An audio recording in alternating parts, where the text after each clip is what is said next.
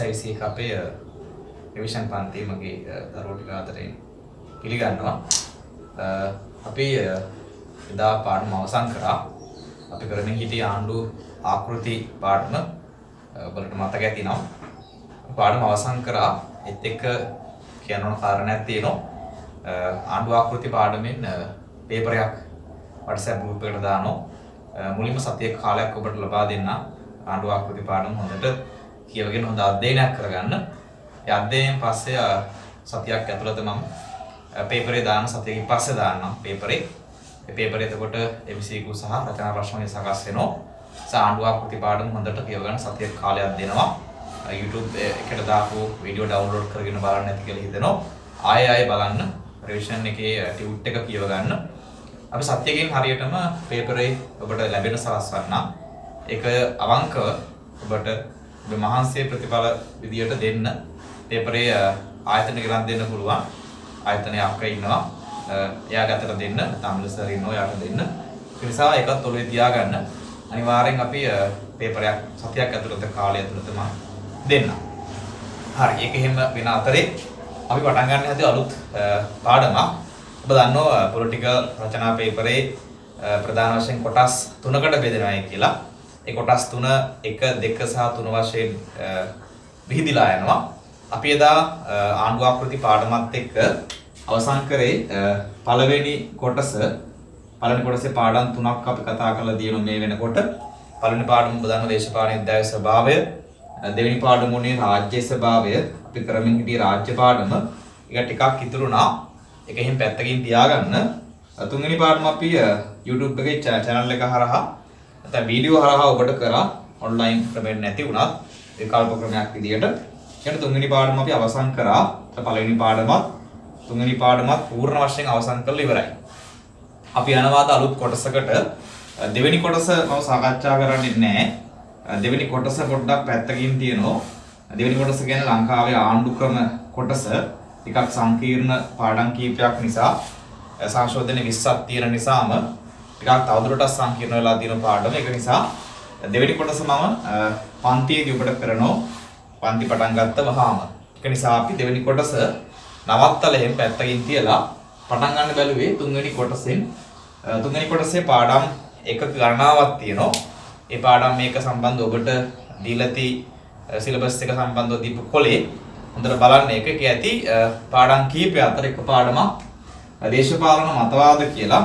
අපි ඔන්න පාඩම පටන් ගන්න බැලුවේ අද සිට. ඒ නිසා මේ මාසයේ පුරාට අපි බලමු ලොකු උත්සාහයක් දීලා මේ මාසය ඇතුළත කොහොම හරි දේශපාලන මතවාද කොටස අවසන් කරගන්න. එතකොට අපි ගිය මාසය ඇතුළත ආණ්ඩු ආකෘති කොටස අවසන් කරා වගේ මේ මාසය තුල මම උත්සාහ කරනවා දේශපාලන මතවාද කොටස අවසන් කරගන්න. ඒක නිසා අපි ඔන්න පටන් ගන්නවා. එතකොට ඔළුවේ තියාගන්න කොටස් 3න් එක කොටස අවසන්, දෙක කොටස කරන්න බලාපොරොත්තු වෙමින් ඉන්න අතරේ අපි පටන් ගත්ත තුන්වෙනි කොටසේ එකපාරට මාතෘකාවක් වෙච්ච දේශපාලන මතවාද ගැන. දේශපාලන මතවාද කියන මාතෘකාව ගැන කතා කරද්දී මේකේ පාඩම් මේක කීපයක් තියෙනවා. අපි යන්නේ පාඩම් මේක ආශ්‍රයෙන් රිවිෂන් එකේදී අහන්න පුළුවන් ප්‍රශ්න කීපයක් ගැන සාකච්ඡා කිරීමට බලාපොරොත්තු වෙනවා. ඊට කලින් කෙටියෙන් දේශපාලන මතවාද කොටස යටතේ ඒ හැඳින්වීමත් ඊටාම කෙටියෙන් සහයකට අදාළ පාඩම් ටික මොනවද කියලාත් ඊටාම කෙටියෙන් කියාගෙන යන්නම්. ඊට පස්සේ අපි ප්‍රශ්න හරහා මේ පාඩමේ සියලු එකක ටික ආවරණය කිරීමක් කරමු.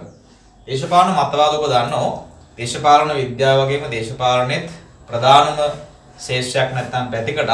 ඔබ දන්නවා දේශපාලන පැතිකඩ පහක් ගැන. දේශපාලන ආයතන භාවිත ආණ්ඩුකරණයේ දේශපාලන චර්යාව සහ මතවාද. දේශපාලන විද්‍යා විශේෂ ශේෂ්ත්‍රයේ ප්‍රධාන කොටස් පහක් තියෙනවා. ඔබ දන්නවා දේශපාලන දර්ශනය, දේශපාලන මතවාද මෙතන තියෙනවා. දේශපාලන න්‍යාය තියෙනවා. සුදුරණාත්මක දේශපාලනය ඒ කොටස ඇතුලේ සාකච්ඡා කරනවා දේශපාලන ආයතනත් එක්ක. ඒ අනුව දේශපාලන මතවාද දේශපාලනයේත් දේශපාලන විද්‍යාවේ ප්‍රධාන මාතෘකා නැත්නම් පැතිකඩ වශයෙන් අපිට හඳුනා ගන්න පුළුවන්. අපි මේ පාඩමෙන් කතා කරන්නේ අන්න එහෙම වැදගත් වෙන දේශපාලන මතවාද කිහිපයක් ගැන. දේශපාලන මතවාද දේශපාලන විද්‍යා විශේෂ ශාස්ත්‍රයට එකතු වෙන්නේ කාල් මාක්ස්ගේ හා එන්ගල්ස්ගේ දායකත්වයේ මැද. කියන්නේ මේ දෙන්නට කලින් මතවාද බිහි වෙලා තිබ්බා. ඒවයි නිශ්චිත රාමුවක් හෝ ඒ සම්බන්ධ න්‍යායික විග්‍රහයක් අධ්‍යයනයක් සිද්ධ වුණේ නැහැ හරියට. දේශපාලන මතවාද දේශපාලන විද්‍යාවට එක් කිරීමේ ප්‍රධාන ගෞරවයන්නේ මාක්ස් සහ එන්ගල්ස්ට අපි ඔබට ඒ කියන්නේ කලින් පාඩම් වලදී කියලා ඇති. කොහොමවත් මාක්ස් සහ එන්ගල්ස්ගේ දායකත්වයේ මැද දේශපාලනයට විශේෂ ශ්‍රේෂ්ඨ එකතු වෙන මේ මතවාද කියන කොටස හරහා මූලික උත්සාහ කරා සමකාලීනව සහ අනාගත දේශපාලන යම් යම් වෙනස්කම් ඇති කරන්න. අපි ඔබට විශේෂ ශ්‍රේෂ්ඨ පාඩමේදී කතා කරා දේශපාලන මතවාදයක් කියන්නේ මොකද්ද සහ ඒකේ තියෙන මූලික ලක්ෂණ මොනවාද කියලා.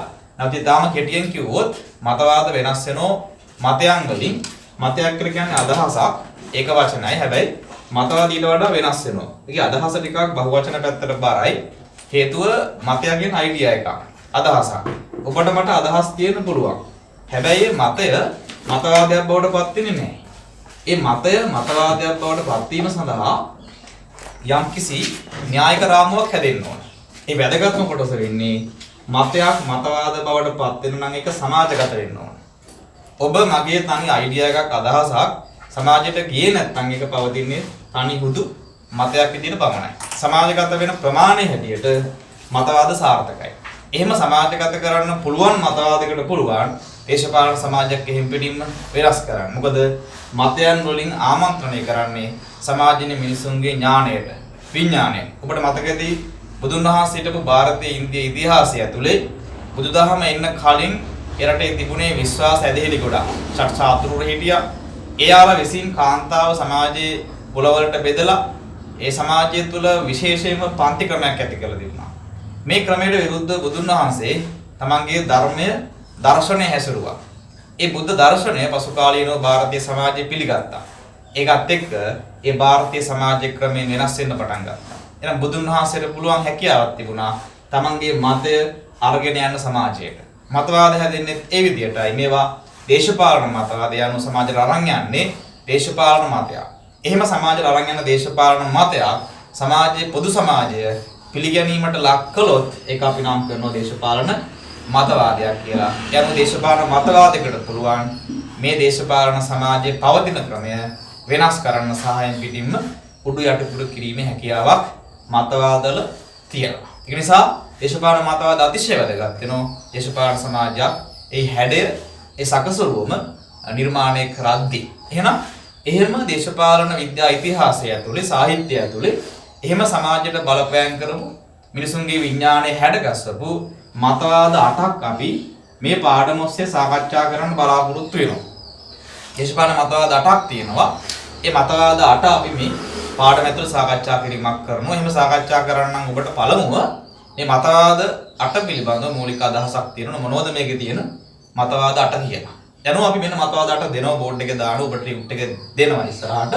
මේ මතවාද 8 බවට පත් වෙන්නේ පළවෙනි එක ලිබරල් වාදය තියෙනවා. දෙවැන්න සමාජවාදය. තුන්වැන්න තියෙනවා සමූහාණ්ඩුවාදය. හතර තියෙනවා සමාජ ප්‍රජාතන්ත්‍ර වාදය. පස්වැන්න තියෙනවා ෆැසිස්ට් වාදය. හය තියෙනවා නිරාගමික වාදය. හත තියෙනවා ජාතිකවාදය. අට තියෙනවා ස්ත්‍රීවාදය. ඔන්න ඔය කියන මතවාද අට ගැන අපි මේ සමස්ත දේශපාලන මතවාද කියන පාඩම යටතේ සාකච්ඡා කිරීමක් කරනවා. ඔබ අපි දන්නෝ දේශපාලන මතවාද ඇතුලේ මේ මතවාද අට විතරක් නෙවෙයි. තව බොහෝ මතවාද තියෙනවා. හැබැයි සිලබස් එකේ තියෙන මතවාද මේ අට පමණක් නිසා අපි සාකච්ඡා කරන්නේ පිළිබඳ පමණයි. එහෙනම් අපි ඔය මතවාද අට ආශ්‍රයෙන් අහන්න පුළුවන් ප්‍රශ්න කිහිපයක් ගැන ටියුට් එකේ දීලා තියෙන විදියට අපි උත්තර හොයාගෙන මේ සාකච්ඡා කරන සියලු ප්‍රශ්න ඇතුළු ඔබේ ඔය කියන මතවාදයට අදාළ ඒ පාඩම ආවරණය කරනවා. ඒ නිසා ඔය ප්‍රශ්න අහන්න පුළුවන් ආකාර තව ගොඩක් තියෙන්න පුළුවන්. මම ඒක පැහැදිලි කිරීමක් කරන්නම් මේ ප්‍රශ්න කරන අතරේ මොන ආකාරයෙන් ඇහුවත් මම මේ කරන්න යන ප්‍රශ්නත් එක්ක ඔබේ සමස්ත සිලබස් එකම දේශපාලන මතවාද කොටසම ආවරණය කරන බවට පොරොන්දුත් වෙනවා. එහෙනම් අපි පළවෙනි ප්‍රශ්නට යනවා. එනවා මතවාදයක් වශයෙන් ලිබරල් වාදය අපි ගන්නවා. ලිබරල් වාදයේ ආශ්‍රයෙන් ඔබට දීලා තියෙන ප්‍රශ්නයක්. අපි යන්නේ ප්‍රශ්න ගැන මෙතෙන් සිට පුරුදු සාකච්ඡාවක් කරන්න බලාපොරොත්තු වෙනවා. එහෙනම් කවුරුත් පෙරලා ගන්න දේශපාලන මතවාද කියන පාඩම යටතේ තියෙන ලිබරල් වාදයේ ආශ්‍රයෙන් අහලා තියෙන පළවෙනි ප්‍රශ්නය. ප්‍රශ්න ලියාගෙනම අපි වැඩේ පටන් ගමු. හරි. ලිබරල් වාදය පාඩම යටතේ අහලා තියෙන එක ප්‍රශ්නයක් තමයි ඕක. මේකේ කොටස් දෙකක් දීලා තමයි කොටසක් විතරක් ලියාගත්තා. මොකද අපිට දැනට අවශ්‍ය වෙන්නේ කොටස සාකච්ඡා කිරීම පමණයි. පහත දැක්කනේ ඒවයින් දෙකක් විස්තර කරන්න කියලා අපිට එකක් දීලා තියෙනවා. මෙන්න මෙහෙම ලිබරල්වාදී දේශපාලන දෘෂ්ටිවාදයෙන් මතු කරන පෞද්ගලික නිදහස පිළිබඳ දාර්ශනික හා දේශපාලන හැඟවීම් විස්තර කරන්න කියලා. මේ ප්‍රශ්නේ මම කොටස් වලට කඩා ගන්නවා. පළවෙනි කෑල්ල හොඳට බලන්න. ලිබරල්වාදී දේශපාලන දෘෂ්ටිවාදය. දෘෂ්ටිවාදය කියන්නේ මතවාද වලටමයි. දෘෂ්ටිවාදය වෙනස් අර්ථ හතර නැහැ. ඒකට තියෙන මතවාද කියන අදහසම තමයි. ඒතර ලිබරල්වාදී දේශපාලන දෘෂ්ටිවාදය ගැන අපි මේ ප්‍රශ්නේ අහලා තියෙන එක නිසා මම දැනට එතනින් එහෙම නවතිනවා. මොකද මට අවශ්‍යයි මෙන්න මේ කොටස පොඩ්ඩක් පැහැදිලි කරන් ඉතුරු ටිකට යන්න. එහෙනම් මේ ප්‍රශ්නෙන් ඉල්ලලා තියෙන්නේ ලිබරල්වාදය ආශ්‍රයෙන් කරුණු ටිකක්. ඊට කලින් අපි මේ කරුණු වලට යන්න කලින් අහලා තියෙන දේවල් මොනවද කියලා හොයන්න කලින් ලිබරල්වාදය කියන්නේ මොකක්ද කියන එක සම්බන්ධව කෙටි විස්තර කිරීමක් කරගෙන යන්න. ඒක වඩා පහසුයි ලේසි. ලිබරල්වාදී දේශපාලන මතවාදයක්. අර මතවාද 8 අතර ලිබරල්වාදික අතිශය සුවිශේෂී මතවාදයක්. ලිබරල්වාදී දේශපාලන මතවාදයක් වශයෙන් ළමයි බිහි වෙන්නේ 18 වන සියවසේ කියලා ඔබට කියවුවනම් මතක ඇති. 18 වන සියවසේ ලිබරල්වාදය බිහි වෙන්නේ යුරෝපයේ පෙරටු කරගෙන. බ්‍රිතාන්‍ය රාජ්‍ය ප්‍රධානයි. මොකදයි පොදුවේ කියන ලිබරල්වාදය බිහි වෙන්නේ යුරෝපීය රටවල් ප්‍රධානම් කරගෙන. පසුකාලීනව මේකට අත්‍යන්තකරණයත් එක්ක ඒ වගේම සමාජ ගෝලීයකරණයත් එක්ක මේක ලෝකෙට ගියා. දෙවෙනි ලිබරල්වාදය කියන මතවාදය ලෝකයේ තුල වැඩි පිළිගැනීමකට ලක් වෙලා තියෙන මතවාදයක් බවට පත් වෙලා තියෙනවා. කොහොමද 18 වන සියවසේ ආරම්භ වෙන ලිබරල්වාදය මූලිකව මේ ලිබරල් කියන වචනේ හැදෙන්නේ ලතින් භාෂාවත් එක්ක. ලතින් භාෂා වචනයක් තියෙනවා ලිබර්.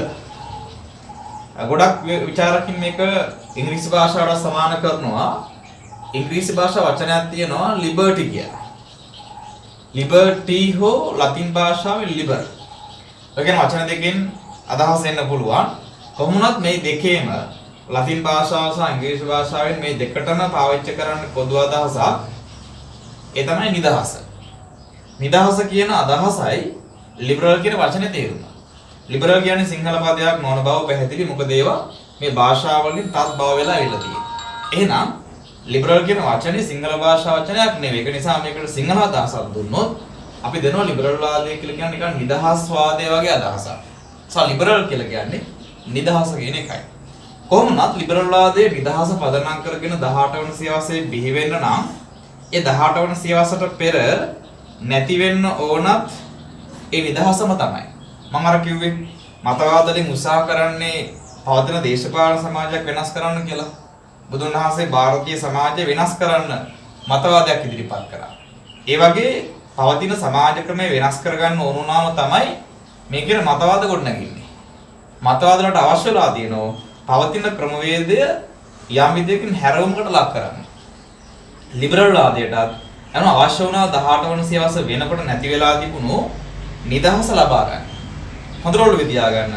ලිබරල් වාදය බිහි වෙන්නේ නිදහස පදනම් කරගෙන. නිදහස ඇතුලේ ලිබරල් වාදයේ මේ අදහස ගේන්න හේතුනේ 18 වන සියවසට කලින් ඉහන නිදහස සම්බන්ධව එම අදහසක් නොතිබිච්ච නිසා. මේ නිදහස කියන්නේ වෙන කාගේවත් නෙවෙයි පුද්ගලයාගේ නිදහස. ඒක නිසා අපි කියනවා ලිබරල් වාදයේ මූලික තේමාව බවට පත් වෙන්නේ පුද්ගල නිදහස. පුද්ගලයාට හිමි නිදහස 18 වන සියවසට කලින් රාජාණ්ඩු පාලකයා විසින් අහිමි කරලා තිබුණා. එහෙම රාජාණ්ඩු පාලකයා විසින් මේ පුද්ගල නිදහස අහිමි කරනකොට මේ සම්බන්ධව අදහස් දක්වපු බොහෝ විචාරකයන්ට අවශ්‍ය වුණා මේ කියන පුද්ගල නිදහස නැවත දිනා ගන්න. රාජාණ්ඩු පාලකයා විසින් තමන්ගේ අසහාය බලය පදනම් කරලා පුද්ගලයාව පාලනයට ලක් කරද්දී මේ කියන ලිබරල් වාදී චින්තකයන්ට අවශ්‍ය වුණා මෙහෙම පාලකයාගෙන් පීඩාවට ලක් වෙන පුද්ගලයාගේ නිදහස ජයග්‍රහණය කරන්න.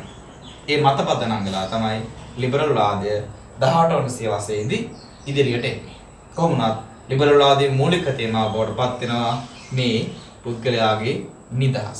අපි කෙටියෙන්ම කියනවා ලිබරල් වාදය කියන්නේ නම් පුද්ගල නිදහස, තව විදිහෙන් කිව්වොත් පෞද්ගලිකත්වය නැත්නම් පෞද්ගලික නිදහස පදනම් කරගෙන බිහිවුණු මතවාදයක් තමයි ලිබරල් වාදය කියන්නේ. බිහි වෙන්නේ 18 වන සියවසේ යුරෝපයේ පදනම් කරගෙන බිහි වෙන්න හේතුව වුණේ 18 වන සියවසට පෙර පුද්ගල නිදහස රාජාණ්ඩු පාලනයෙන් අහිමි කරපු නිසා. ඔන්න ඔය කියන කතාවත් එක තමයි ලිබරල් වාදය ඉදිරියට දිවෙන්නේ. ඊට පස්සේ අපි ප්‍රශ්න ඉදිරි කොටසට යමු. අපි මෙච්චරලා කරේ මේ ලිබරල් වාදය ගැන පොඩි කෙටි හැඳින්වීමක් නේ. අපිට කියනවා ඊට පස්සේ ලිබරල් වාදී දේශපාලන දෘෂ්ටිවාදයෙන් මතු කරන පෞද්ගලික නිදහස. මේ කියන්නේ ලිබරල් වාදයෙන් මතු කරනවායි කියලා පෞද්ගලික නිදහසක්. අපි මේ වෙනකොටත් ඒක ගැන කතා කරලා තියෙනවා. ඇත්තනේ ලිබරල් වාදය හැදුන ලිබර් කියන වචනයෙන් නම් ලිබර්ගේ අර්ථය නිදහස. නිදහස කාගේද මේ පුද්ගලයාගේ. සා පුද්ගලයා නිදහස පදනම් කරගෙනයි ලිබරල් වාදය බිහි වෙන්නේ. අපිට මේකදී අහනවා එහෙම බිහි වෙච්ච ලිබරල් වාදයෙන් මේ පෞද්ගලික නිදහස සම්බන්ධයෙන් ඉදිරිපත් කළ තියෙන දාර්ශනික සහ දේශපාලනික අදහස් හැඟවීම් කියන අදහස් මොනවද කියලා. අපිට දැන් කතා කරන්න තියෙන එතකොට පෞද්ගලික නිදහස ගැන ලිබරල් වාදයේ තියෙනවලු දාර්ශනික පැත්තකුයි දේශපාලන පැත්තකුයි. අපි සාකච්ඡා ඇතුළේ ඉල්ලනවා එහෙම පෞද්ගලික නිදහස ගැන තියෙන මේ දාර්ශනික සහ දේශපාලන අදහස දෙන්න කියලා. කොහොමුණත් ඊට පෙර ලිබරල් වාදය ඇතුළේ පෞද්ගලික නිදහස ගැන ටිකක් මීට වඩා විස්තරාත්මකව සාකච්ඡා කරලා තිබ්බා. අපේ ඊළඟ උත්සාහය වෙන්නේ පුද්ගල නිදහස ගැන නැත්නම් පෞද්ගලික නිදහස ගැන ලිබරල් වාදයෙන් කතා කරපු දේවල් ටිකක් හඳුන්වලා දෙන්න.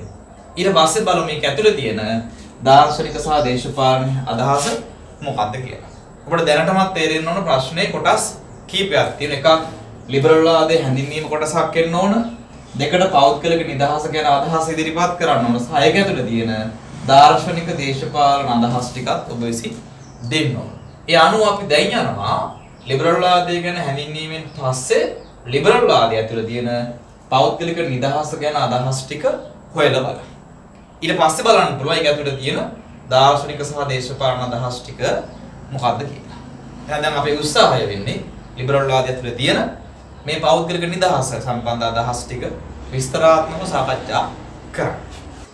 මම කියමින් හිටියේ ලිබරල් වාදී දේශපාලන දෘෂ්ටිවාදය ඇතුළේ පුද්ගල නිදහස ගැන සාකච්ඡා කිරීමක් කළ තිබුණා. ඒ සම්බන්ධව යම් විස්තර කතනයක් මේ හිටපු චින්තකයන් විසින් ඉදිරිපත් කරා මොකද්ද මේ පුද්ගල නිදහස කියලා අදහස් කරන්නේ කියලා. අපි මේ දෙක කතා කරන්න කලින් මෙතනින් පොඩ්ඩක් නැවතුණා පෞද්ගලික නිදහස ගැන ටිකක් වැඩි විස්තර කතනයක් ඕනෑ කරන නිසා. මෙන්න දීලා තියෙනවා කාරණා කීපයක් ලිබරල් වාදය ඇතුලේ පුද්ගල නිදහස ගැන දරන අදහස පෙන්වන්න. ලිබරල් වාදයේ ප්‍රධාන සාධකය තේමා වෙන්නේ පුද්ගල නිදහස. අපි කියන මේක ලිබරල් වාදයේ මුල් ගලක් බඳු සංකල්පයක්. ලිබරල් වාදයේ මුල් ගල වෙන්නේ මේ කියන පුද්ගල නිදහස. ඒ මුල් ගල මතයි ලිබරල් වාදයේ සෙසු අංග ටික නිර්මාණය කරලා තියෙන්නේ. හැදිලා තියෙන්නේ. කොහොම වුණත් ලිබරල් වාදය ඇතුලේ පුද්ගල නිදහස කියලා අදහස් කරන මෙන්න මේ වගේ දේවල් ටිකක්. ඔවුන් කියන එක සමාජයේ සකස් වෙන්නේ තනි පුද්ගලයන්ගෙන්. දෙක කියනවා තනි පුද්ගලයා නිදහස් තාර්කික ස්වායත්ත කෙනෙක්. තුන කියනවා පුද්ගලයාට තම ශක්්‍යතාවයන් උපරිම කරගන්න පුළුවන් වෙන්නේ ආණ්ඩුවේ සීමා බාධක අවම කරන නිදහස් පරිසරයක් ඇතුලේ. හතරෙන් කියනවා ආණ්ඩු වගකීම නිදහස සාතික කරන චර්යාවකින් ආණ්ඩු කිරීම කියලා. පොඩ්ඩක් මේක විස්තර කරගමු. ඔවුන් කියන සමාජයක් සකස් වෙන්නේ තනි පුද්ගලයන්ගෙන්. අපි අහලා තියෙන විදිහට සමාජයක් කියන්නේ පුද්ගල එකතුවක්නේ. ඒක අවිවාදයෙන් තොරයි. සමාජයක් හැදෙන්නේ පුද්ගලයන් එකට එකතු වෙලා. හැබැයි පුද්ගලයන් සමාජය තුළ ජීවත් වෙන්නේ සමාජය එකට එකතු වෙලා වුණාට ඔවුන් සමාජයට එන්නේ තනි පුද්ගලයන් විදියට. කතාව ඇත්ත. මේ කියන්නේ අදහස ඒකයි. සමාජය හැදෙන්නේ තනි කෙනා එකට එකතු වෙලා. නැතුව සමාජය කියන ආයතනයේ පුද්ගලයා ගොඩකින් එකපාර ප්‍රාණීභූත වෙන්නේ නැහැ. අපි සමාජයට එන්නේ තනි පුද්ගලයෙක් විදියටනේ. එහෙම ඇවිල්ලා තමයි අපි ඉන්න මේ සමාජය අවශ්‍ය නිර්මාණය කරගන්නේ. කිසිම සමාජයක් මේ කියන තනි පුද්ගලයා නැතුව නිර්මාණය වෙන්නේ නැහැ.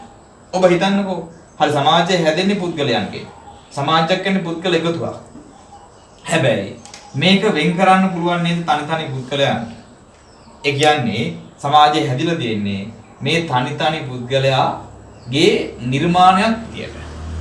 ලිබරල් වාදීන්ට අවශ්‍ය වුණේ මේ කියන පුද්ගල නිදහස මිසක් එතනදී සමාජ නිදහස නෙවෙයි. මේක හරි සංකීර්ණ තැනක්. සමාජ නිදහසට වඩා ලිබරල් වාදීන් අගය කරන්නේ පුද්ගල නිදහස. ඒකනේ මම කිව්වේ. ලිබරල් වාදය ඇතුලේ කතා කරන්නේ නිදහස කාගේද? පුද්ගලයාගේ. මොන පුද්ගලයාගේද? තනි පුද්ගලයාගේ. ලිබරල් වාදීන් කතා කරන්නේ තනි පුද්ගලයා ගැන මිසක් පොදුවේ සමාජය ගැන නෙවෙයි. පොදුවේ සමාජ ගැන කතා කරන මතවාදීන් ඉන්න ඉස්සරහට පාඩම් වල දියෙයි. හැබැයි ලිබරල් වාදී ඔළුවේ තියාගන්න සාකච්ඡා කරන්නේ පුද්ගල නිදහස නැත්නම් පෞද්ගලිකත්ව ගැන. ඒක නුන් ආරම්භයේදීම කියන්නේ සමාජය හැදෙන්නේ තනි පුද්ගලයන්ගේ. තනි පුද්ගලයාගේ ආගමනයත් එක්කයි ඔවුන් ඒකරාශී මහරහා මේ සමාජයක් හැදෙන්නේ. ඒකදී ඔවුන් සමාජයෙන් පුද්ගලයා වෙන් කර ගන්න හදනවා. ඔවුන්ගේ මේ අදහස් ඉස්සරහට දෙන්න ඕන කම නිසා. ඊට පස්සේ පළවෙනි ප්‍රකාශයෙන් පස්සේ දෙකට වුන් කියනවා තනි පුද්ගලයා කියන කෙනා වෙන් කරාට පස්සේ සමාජයෙන් ගලවලා ගත්තට පස්සේ ඒ තනි පුද්ගලයා කියන කෙනා නිදහස් තාර්කික ස්වායත්ත කෙනෙක්. මෙයා නිදහස් තර්කානුකූල ස්වාධීනත්වයක් තියෙන කෙනෙක්. මෙයාට බලපෑමක් එල්ල වෙන්න බෑ. එයි මෙයාගෙන්නේ සමාජයක් ඇති වෙන්නේ. ඒතර තනි පුද්ගලයා නැත්තම් සමාජයක් බිහි වෙන්නේ නැහැ. ඒතර සමාජයටවත් බෑ මේ තනි පුද්ගලයාට බලපෑම් කරන්න. මොකද සමාජය කියන ඒකකය හැදෙන්නේ මේ පුද්ගලයාගේ ඓක්‍යයෙන් නැත්නම් එකතුවෙන්. සාමයේ පුද්ගලයා වුන් වෙන් කරලා ගනිද්දි කියනවා තනි පුද්ගලයා වෙන් කරාට පස්සේ මෙයා නිදහස් තාර්කික ස්වායත්ත කෙනෙක්. මෙයා ස්වාධීනයි, නිදහස තියෙනවා, චින්තන හැකියාව තියෙනවා. මෙයා සමාජයේ බලපෑම මත ඉන්න ඕන කෙනෙක් නෙවෙයි. මොකද මෙයාගේ බලපෑම මතයි සමාජයක් ක්‍රියාත්මක වෙන්නේ.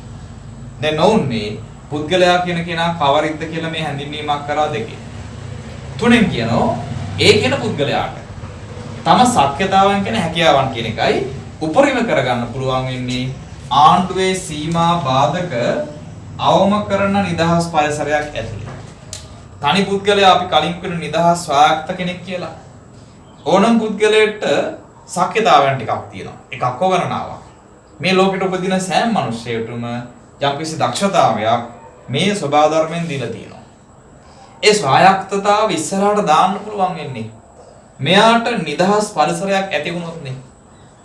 ඒ කියන්නේ මේ සමාජයේ පාලනය කරන පාලකයා හෝ ආණ්ඩුව ඒ කියන පුද්ගලයාගේ ශක්්‍යතාවයන් උපරිම කරගන්න ඕන විදියටයි මේ සමාජයේ නිදහසක් ඇති ක්‍රමයක් විදියට සකස් කරන්න ඕන. පොදුවේ සරලව කිව්වොත් අවසාන වාක්‍යයෙන් විස්තර කරනවා ඒක ආණ්ඩුව කරන්න ඕන පුද්ගලයාගේ නිදහසට හානි නොවන පරිදි ආණ්ඩුව කරගෙන යන එක. පාලනය කරන එක. ඒ කියන්නේ පුද්ගල නිදහස උත්තරීතර දෙයක්. අන් සියල්ලම තියෙන්නේ පුද්ගල නිදහස යටතේ. ආණ්ඩුවටවත් මේ තනි පුද්ගලයාගේ නිදහසට බාධා බලපෑම් කරන්න. මොකද ආණ්ඩුව පාලනය කරන සමාජය හැදෙන්නේ තනි පුද්ගලයාගෙන්නේ. එතකොට මේ කියන ලිබරල් වාදීන්ට අවශ්‍ය වුණා තනි පුද්ගලයා බලවත් කියන කෙනෙක් බව, බලවත් කෙනෙක් බව ඔප්පු කරලා පෙන්නන්න. මේ ප්‍රකාශ ටිකෙන් ඔක්කොගෙම පැහැදිලි කරපු හරිය සරල කාරණයක් තිබ්බා. ඒ තමයි පුද්ගල නිදහස අන් සියල්ලටම වඩා වටිනවා.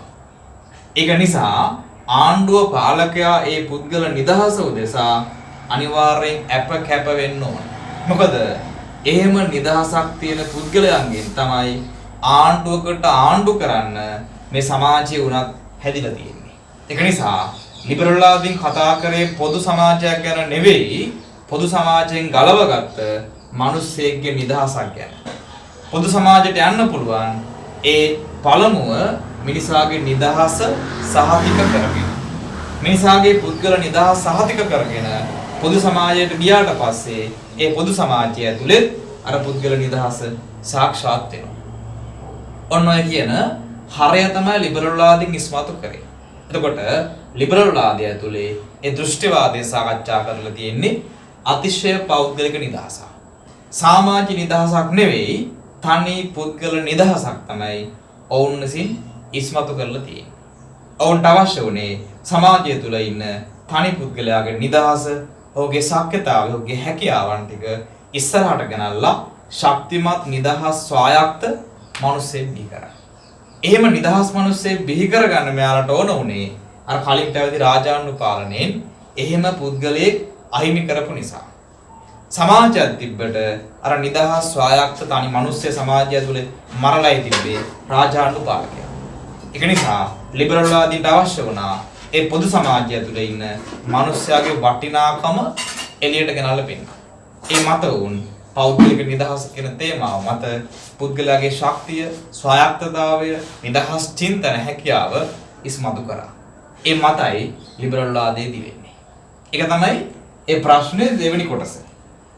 ඊළඟ කොටසෙන් කියනවා පෞද්ගලික නිදහස සම්බන්ධ දාර්ශනික හා දේශපාලන හැඟවීමක් විස්තර කරන්න කියලා. ඒ කියන්නේ මේ පෞද්ගලික නිදහස ගැන තවදුරටත් විස්තර කතනයක් තියෙනවා. ඒ තවදුරටත් කරන විස්තර කතනයේ ප්‍රධාන කොටස් දෙකකට බෙදලා තියෙනවා. හොඳට තේරුම් ගන්න පෞද්ගලික නිදහස ගැන මීට වඩා විස්තර කතනයක් ලිබරල් වාදය තුළ තියෙනවා. ඒ විස්තර කතනේ බෙදලා තියෙනවා දාර්ශනික සහ දේශපාලන වශයෙන්. අපෙන් දැන් ඉල්ලනවා දාර්ශනික අදහසයි දේශපාලන අදහසයි දෙන්න ලිබරල් වාදීන් පෞද්ගලික නිදහසට දීපු. එහෙනම් අපි දැන් යනවා පෞද්ගලික නිදහස ගැන මීට වඩා වැඩි සාකච්ඡා වෙච්ච මොකද්ද මේ දාර්ශනික සහ දේශපාලන අදහස් කියලා බලන්න. අපි ඒ ගැන බෙදා ගන්නවා මෙන්න මේ විදිහට.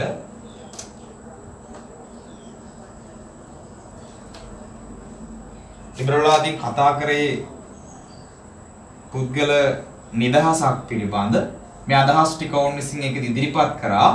ඊට අමතරව තවදුරටත් ඒ අදහස් ඔවුන් විසින් ප්‍රධාන කොටස් දෙකකට බෙදෙනවා.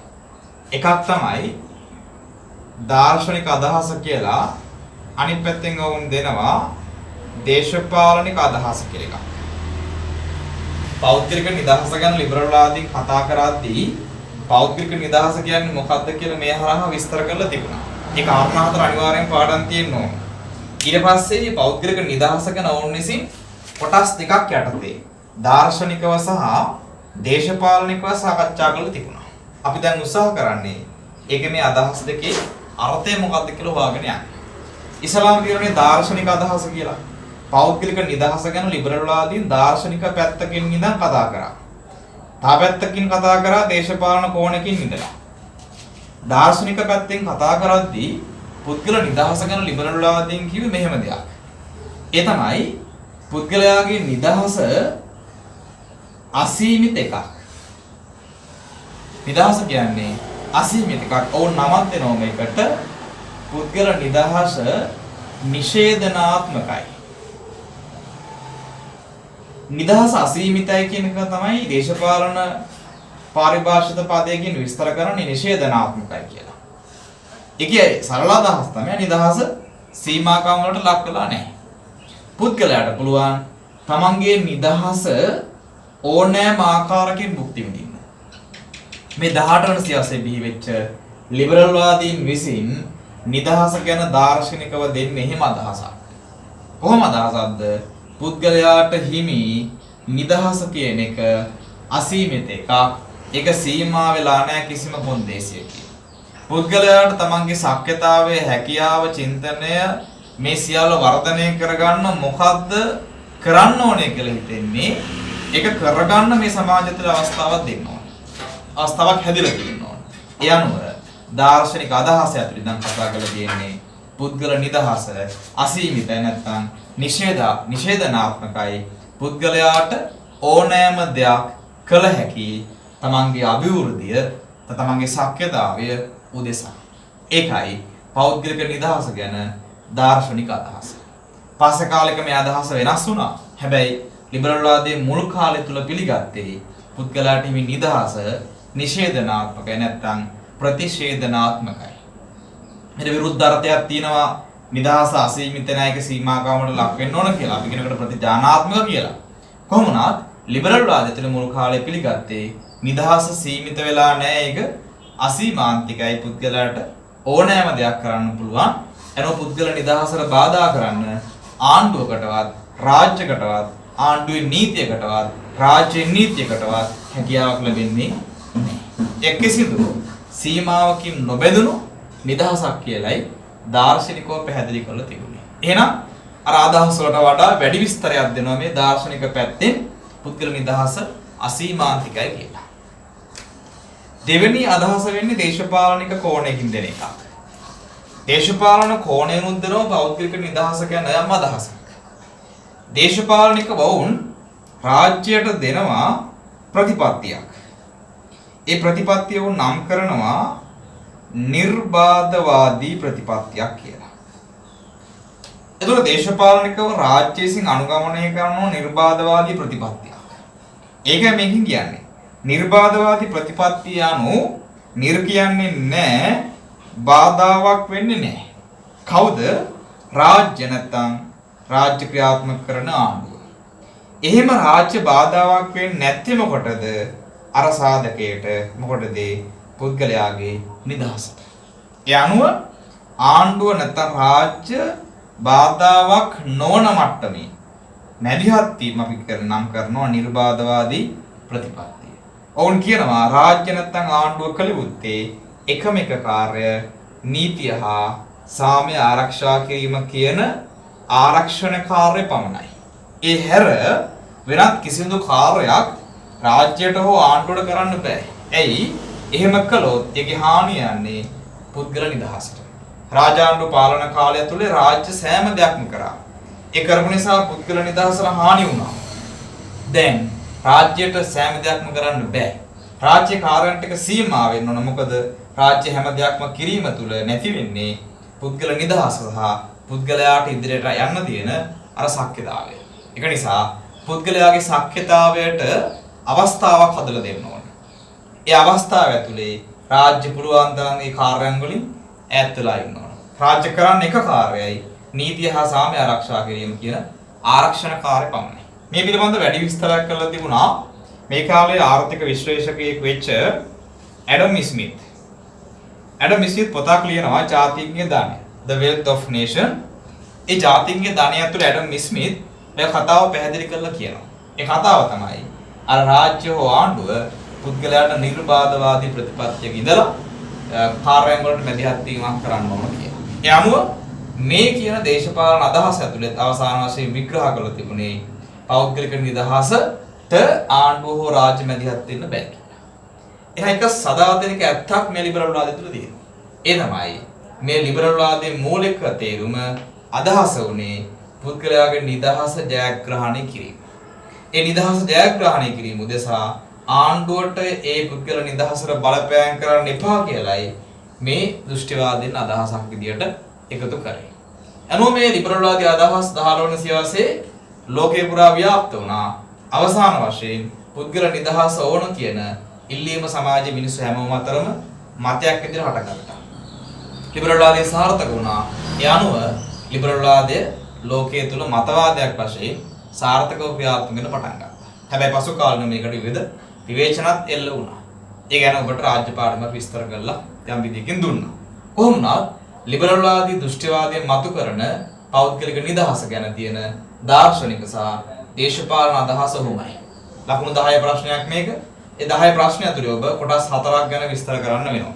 එකටම ලිබරල්වාදී මතවාදය කෙටියෙන් හඳුන්වන්න වෙනවා. පෞද්ගලික නිදහස ගැන තියෙන ලිබරල්වාදී අදහස විස්තර කරන්න වෙනවා.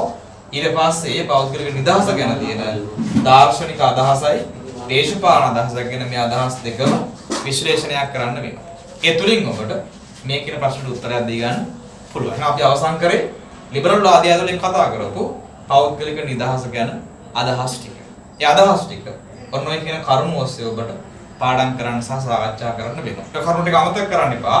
අර කරුණු ටික සහ ඒ දාර්ශනික සහ දේශපාලන අදහස් ටික ඔබෙන් අනිවාර්යෙන් සාකච්ඡා කළ යුතු වෙනවා. එහෙනම් අපි කතා කරේ පළවෙනි ප්‍රශ්නේ එක අණු කොටසක් ගැන. තවත් අණු කොටසක් මේකේ තියෙනවා. අපි ඒ ගැන සාකච්ඡා කිරීමක් කරමු මේක පස්සේ. හරි.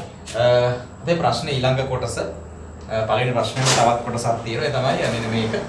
ලිබරල්වාදී දේශපාලන මතවාදයේන චින්තනමය අදහස් තුනක් ගැන අපෙන් ඉල්ලලා තියෙනවා. ඒකෙදි බලාපොරොත්තු වෙන්නේ මේ කියන චින්තකයන්ගේ අදහස්. කියන චින්තකයන් කීප දෙනෙක් ගැන ඉල්ලනවා. 3 දෙනෙක් ගැන. ලිබරල්වාදය ගැන කතා කරද්දී අපි අර කලින් හැඳින්වීම් කොටසක් කරානේ. 11 වන සියවසේ බිහි වුණාය. ඊට පස්සේ ඒක පියුනේ රාජාණ්ඩුවාදීර විකල්පයක් වශයෙන් ඊට පස්සේ ඒකේ මූලික තේමාව උනේ පුද්ගල නිදහස නැත්නම් පෞද්ගලික නිදහස. අපි ඔන්නේ කාරණා ටික පොඩ්ඩක් ඕනනම් මේකෙදි මුල ඡේදයෙන් පොඩි විස්තරයක් දාන්න පුළුවන්. කොහොමද අපි කලින් හඳුනාගත්තු නිසා මේ ලිබරල් වාදය කියන්නේ මොකක්ද කියලා මම ආයෙ පාරක් විස්තර කරන්න යන්නේ නැහැ. මම කෙලින්ම එන්නම් ප්‍රශ්නේ ගිල්ලන්නේ ලිබරල් වාදී දේශපාලන මතවාදී මේ පෝෂණය කරපු චින්තනමය අදහස් තුනක්. ඒකෙදී ඔබට සිලබස් එකේ දීලා තියෙනවා ලිබරල් වාදයේ පෝෂණය කරපු චින්තකයින් කීප දෙනෙක් ගැන. අපි යන්නේ චින්තකයින් ගැනයි මේ ඔස්සේ සාකච්ඡා කරන්නේ. චින්තකයින් 4 දෙනෙක් ඔබට දෙනවා. 3ක් කියලා දුන්නට මම මෙතන 4 දෙනාම සාකච්ඡා කිරීමක් කරනවා. මුලින්ම අපි 4 දෙනාම හඳුනාගෙන ඉමු. ලිබරල් වාදයේ චින්තනය පෝෂණය කරපු මෙන්න චින්තකයින් ටික එකෙනෙක් තෝමස් හොබ්ස්, දෙවන්නා දෙනවා ජෝන් ලොක්, තුන්වැන්නා දෙනවා ෂෝන් ෂාප් රූසෝසා, හතරවැන්නා චාල්ස් මොන්ටෙස්කියු. ඔන්න ඔය කියන නම් ටික ගැන ඔබට මේකෙදි කරුණු දක්වන්න වෙනවා. තුනක් නම් ඉල්ලලා තියෙන තුනක් ප්‍රමාණවත්, දෙකක් නම් ඉල්ලුව දෙකක් ප්‍රමාණවත්. වැඩියෙන් ලියන්න එපා. ඒක ලකුණු වැඩියෙන් දෙන්නේ නැහැ. මම මේකෙදි චින්තක 4 දෙනෙක් ඉන්න නිසා 4 දෙනා ගැන මම පැහැදිලි කිරීමක් ඔවුන්ගේ අදහස් වල මොනවද දෙන්න ඕන කියන කාරණා ටික පොඩි විස්තරාත්මකව සාකච්ඡා කිරීමක් කරනවා. කොහොමද ඔළුවේ තියාගන්න ලිබරල් වාදී සම්බන්ධව දේශපාලන මතවාද කොටසෙන් ප්‍රශ්නයක් ඇහුවොත් ඒකේ ලිබරල් වාදී චින්තකයෝ 4 දෙනෙක් ඉන්නවා. Thomas Hobbes, John Locke, Jean ෂාප් රූසෝ සහ චාල්ස් මොන්ටෙස්කියු තමයි මේ කියන මේ ලිබරල් වාදී චින්තකයෝ 4 දෙනා. ඒ 4 දෙනා මේ කියන ලිබරල් වාදයට දීලා තියෙන චින්තනමය වශයෙන් අදහස් ටික නැත්නම් චින්තනමය දායකත්වය මොකක්ද කියලා අපිට මේකෙදි සාකච්ඡා කරන්න වෙන්නේ. ඒක නිසා අපි දැන් මේ යටතේ තෝමස් හොබ්ස්, ඊට පස්සේ ජෝන් ලොක්, ෂෝන් ෂාප් රූසෝ, ඊට පස්සේ චාල්ස් මොන්ටෙස්කියු කියන මේ 4 දෙනාම අරගෙන ඒ 4 දෙනාගේ වෙන අදහස් ටික අපි සලකා බැලීමක් කරනවා. එයාලා මොකද්ද ලිබරල් වාදයේ ඇතුලේ මේකට දීපු දායකත්වය කියලා. අපි බලාපොරොත්තු වෙන්නේ ඒකම තමයි. ඒ අනුව අපි දැන් 4 දෙනා වෙන සාකච්ඡා කරන්න යනවා. 4 දෙනා එකතු කරාම අපිට දෙන්න පුළුවන් මෙයාලා තමයි ලිබරල් වාදී චින්තනය 18 වන සියවසේ පෝෂණය කරේ කියලා. එහෙනම් පළමුවෙන් යනවා තෝමස් හොබ්ස් දිහාවට. ඊට පස්සේ අපි ක්‍රමයෙන් එකින් එක සාකච්ඡා කරගෙන යනවා. එහෙනම් පළමුව අපි තෝමස් හොබ්ස් ගැන සාකච්ඡා කිරීමක් කරන්න යනවා.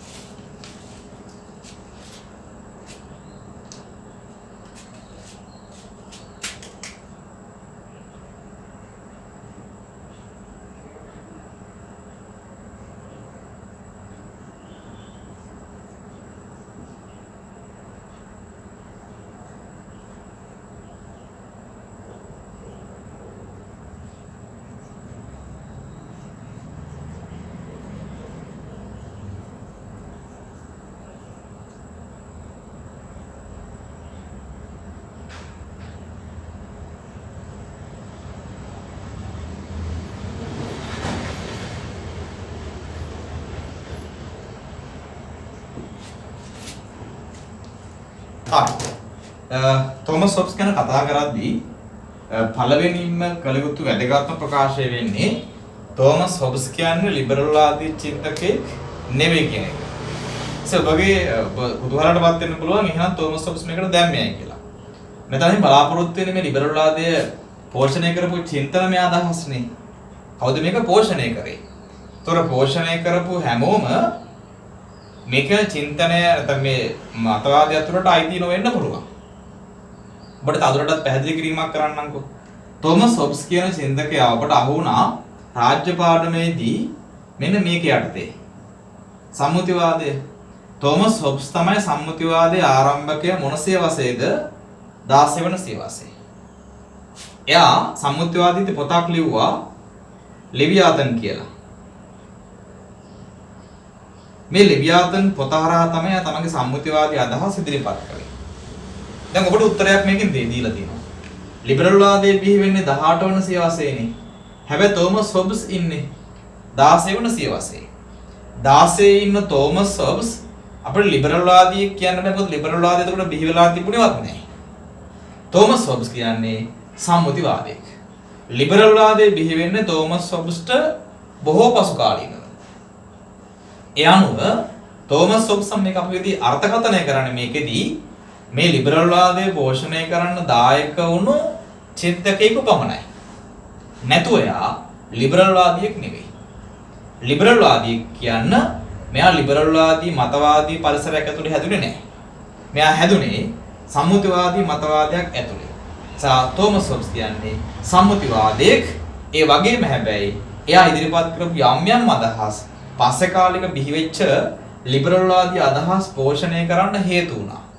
අර මේ පොත ඇතුලේ තිබිච්ච යම් යම් අදහස් ටික ලිබරල් වාදයේ පෝෂණය කරන්න දායක වුණා. ඇත්තටම මෙයා මේ පොත ඇතුලේ විස්තර කරන්න පිළිමුණේ සම්මුතිවාදී කතාවක්. හැබැයි සම්මුතිවාදී කතාව ඇතුලේ සමහර කරපු සාකච්ඡාවන් පසු කාලන බිහිවුණු ලිබරල් වාදයට ඉවහල් වුණා කියලා විචාරකව පෙන්වා දෙනවා. එහෙම ඉවහල් වෙච්ච අදහස් තුනක් තමයි මේ බෝඩ් එකේ දීලා තියෙන්නේ. තෝමස් හොබ්ස් කතා කරා මෙන්න මේ කරුණු තුන ගැන ලෙවියාතන් පොතෙන්. මොකද්ද කරුණු තුන පාඩම් කරන්න වෙනෝ? තනි පුද්ගලයා රාජ්‍යයට පූර්වකයි.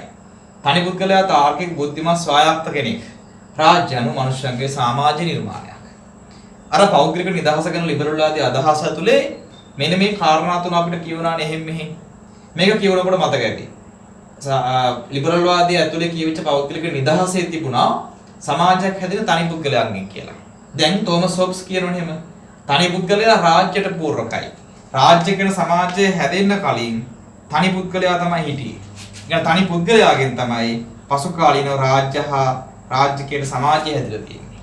එහෙනම් මෙන්න මේ තනි පුද්ගලයා රාජ්‍යයට පූර්වකයි නැත්නම් රාජ්‍යයට පෙර තනි පුද්ගලයා හිටිය තනි පුද්ගලයාගෙන් තමයි රාජ්‍ය නැත්නම් මේ සමාජය හැදුනේ කියලා තෝමස් හොබ්ස් කියලා තිබ්බා. ඕක පසු කාලීන ලිබරල් වාදී දර්ශනට එකතු වුණා. එකතුනේ තෝමස් හොබ්ස් කියේ කතාවත් එක්ක. සම්මුතිවාදී අදහස් එක්ක. දෙවන්න වෙන්නේ පුද්ගලයා තාර්කික බුද්ධිමත් ස්වායත්ත කෙනෙක්. ඒ තනි පුද්ගලයා තාර්කික බුද්ධිමත් ස්වායත්ත කෙනෙක් කියලා තෝමස් හොබ්ස් මේ පොත ඇතුළේ කියලා තිබ්බා. ඒ අදහස පස්සේ කාලෙක ලිබරල් වාදී ඇතුළට එකතු වුණා පෞද්ගලික නිදහස ගැන කතා කරද්දී. ඊට පස්සේ අවසාන වශයෙන් කියන රාජ්‍ය ගැන මනුෂ්‍යයන්ගේ සමාජ නිර්මාණය. මේ මිනිස්සු එකතු වෙලා තමයි මේ රාජ්‍ය කියන මේ සමාජය හදාගත්තේ. එතකොට මේ රාජ්‍ය හදාගත්තේ මේ මිනිස්සුකට එකතු වෙලා නම් මේ රාජ්‍ය කියන්නේ මනුෂ්‍යයන්ගේ නිර්මාණයක්. ඔන්න ඔය කියන කතන්දර තුන තෝමස් හොබ්ස් ඉදිරිපත් කරා මේ පොතෙන්. ඒ පොතෙන් ඉදිරිපත් කරපු මේ අදහස් සමකාලීන නැත්නම් එයා හිටපු කාලේ දායක වුණේ සම්මුතිවාදයේ බිහි වෙන්න. හැබැයි අනිත් පැත්තට පසු කාලීනව මේක විකාශනය වෙද්දී තෝමස් හොබ්ස්ගේ මේ අදහස් ටික ලිබරල් වාදී චින්තනයට යම් විදියකින් දායක වෙලා තිබ්බා. ඒක නිසා අපි කියනවා තෝමස් හොබ්ස්ගේ මෙන්න මේ අදහස් ටික ලිබරල් වාදී චින්තනයට දායක වුණා කියලා. එහෙම නැතුව තෝමස් හොබ්ස් කියන්නේ ලිබරල් වාදියෙක් නෙවෙයි ආ පැහැදිලිව සම්මුතිවාදියෙක්. හරි. ඔන්න ඔය කියන කාරණා ටික තමයි තෝමස් හොබ්ස්ගේ යටතේ විස්තර වෙන්න ඕන ඔබට ටියුට් එකේ සම්බන්ධව දීර්ඝ විස්තරයක් දීලා ඇති. එහෙනම් ඔය කාරණා ටික මේක ඇතුළට අන්තර්ගත වෙන්න ඕන. හරි අපි ඊට පස්සේ තෝමස් හොබ්ස්ගෙන් පස්සේ ඉන්නේ ජෝන් ලොක්. අපි ඒක ගැන කතා කරමු. හරි. මේ දිලා තියෙන දෙවන්නා ඒ තමයි ජෝන් ලොක්. ලිබරල් වාදී චින්තකයන් අතර ඒ චින්තනමය අදහස් ඒ චින්තනමය ධාරාව පෝෂණය කරන්න ජෝන් ලොක් දීපු දායකත්වය අපෙන් බලාපොරොත්තු වෙනවා. පැහැදිලි කාරණේ පළවෙනි පොයින්ට් එකට මෙන්න ඕන ජෝන් ලොක් කියලා කියන්නේ ලිබරල් වාදී චින්තකයෙක්. අපි තෝමස් හොබ්ස් එහෙම හඳුන්වන්නේ නැහැනේ. හැබැයි ජෝන් ලොක් කියලා කියන්නේ ලිබරල් වාදී ප්‍රධාන චින්තකයෙක් වගේම ඒකේ මූලාරම්භකයා. ඒ කියන්නේ ලිබරල් වාදය ආරම්භ වෙන්නේ ජෝන් ලොක්ගේ නායකත්වය යටතේ. ඉන් පසු කාලීන විවිධ චින්තකයන් ආවට මේ ලිබරල් වාදය ඇතුළට මෙහි සැබෑ සමාරම්භකයා වන්නේ ජෝන් ලොක්. ජෝන් ලොක් විසින් එයා ජීවත් වුණු සමයේ ලියන පොතක් ඔබ දැනටමත් දන්නෝ ඒ තමයි සිවිල් ආණ්ඩුව පිළිබඳ නැත්නම් සමාජය පිළිබඳ සම්මුති දෙකක්. මෙන්න මේ කියන පොත ඇතුළෙන් එයා ලිබරල් වාදී චින්තනය පෝෂණය කරන්න අවශ්‍ය කරන දායකත්වයක් දෙනවා. මේකත් එක්ක ඔබට මතක ඇති තව කාරණයක් ඒ තමයි ජෝන් ලොක් කියලා කියන්නේ තෝමස් හොබ්ස් වගේම සම්මුතිවාදී. හැබැයි තෝමස් හොබ්ස් සම්මුතිවාදයට හිර වුණාට ජෝන් ලොක් කියලා කියන්නේ සම්මුතිවාදයේ වගේම මේ ලිබරල් වාදයත් පෝෂණය කරපු චින්තකයෙක්. ජෝන් ලොක් මුල් කාලේ සම්මුතිවාදයේ පෝෂණය කරාට යාගේ අදහස් පසු කාලීනව ලිබරල් වාදී කියන මතවාදයක් නිර්මාණය වෙන දායකත්වයක් දීලා තිබුණා. කොහොමවත් ජෝන් ලොක් ලිව්ව මෙන්න මේ පොත අමතක වෙන්න බෑ. සිවිල් ආණ්ඩුව පිළිබඳ සම්මුතීන් දෙකක්. ඔන්න කියන පොත ඇතුලේ ලිබරල් වාදීන් අවධාරණය කරපු ලිබරල් වාදයේ මුල් ගලක් බඳුයයි කියවෙන පුද්ගල නිදහස ගැන අදහස් කීපයක් සාකච්ඡා වුණා. ඒ අදහස් කීපය තමයි බෝඩ් එකේ හැපැත්තේ දාලා තියෙන්නේ. ඔබට නිබන්ධනය දීලා ඇති. ඒ අදහස් ටික පාඩම් කරන්න ඕනේ. ඊටාම කෙටියෙන් මම ඔය දීලා තියෙනවා. පළවෙනි අදහස තියෙනවා රාජ්‍ය බලයේ මූලාශ්‍රය මහ ජනතාවයි. එතනදී මුලින්ම අවධානයට යොමු කරනවා පුද්ගලයාගෙන් තමයි මේ කියන රාජ්‍ය නැත්නම් රාජ්‍ය බලය නැත්නම් ආණ්ඩුව කියන එක නිර්මාණය වෙන්නේ.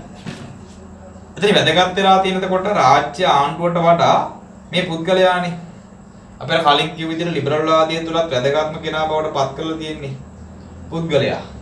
ඒ අදහස ජෝන් ලොක් පෙන්වා දෙන මේ පොත ඇතුළේ යා කියනවා රාජ්‍ය බලයේ මූලාශ්‍රය කියන උපදින තැන. රාජ්‍ය බලය උපදින්නේ කාගෙන්ද? මහ ජනතාවගෙන් නැත්නම් මේ මිනිස්යන්ගෙන්. ඒතර වැදගත් වෙන රාජ්‍ය බලයට වඩා මිනිස්යා සහ මිනිස්යා රාජ්‍ය නිර්මාණය කරේ ඇයි කියන එක. එතකොට මෙතනදී මෙයා රාජ්‍යයට වඩා වැදගත්කමක් දීලා තියෙන කාටද? මිනිස්යාට නැත්නම් පුද්ගලයාට. දෙවැන්නට යා කියනවා ආණ්ඩු කරන්න පාලකයන්ට බලය ලබා දීලා තියෙන්නේ සම්මුතියකින්.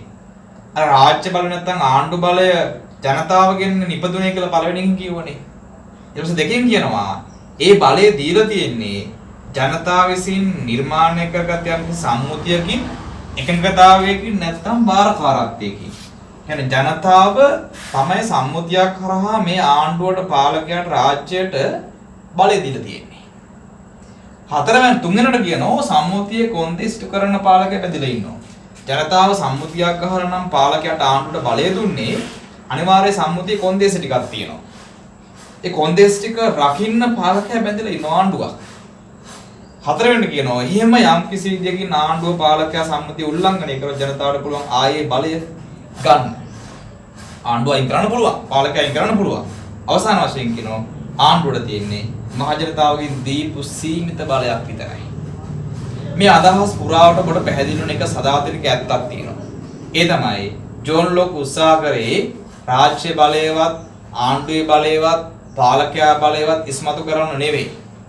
ඒ හැදිච්ච රාජ්‍ය වේවා ආණ්ඩුව වේවා පාලකයා වේවා ඒව නිර්මාණය වුණේ පුද්ගලයාගේ දායකත්වයෙන් සම්මුතියෙන් පුද්ගලයාගේ බලයෙන්.